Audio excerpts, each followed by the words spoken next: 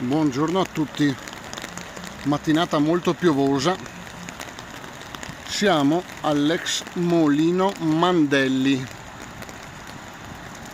che si trova a Treviso, esattamente in zona Silea o comunque vicino a Silea, sul fiume Sile, come potete vedere. Purtroppo, dopo aver percorso il perimetro di questo molino, che in futuro verrà ristrutturato, come si può vedere,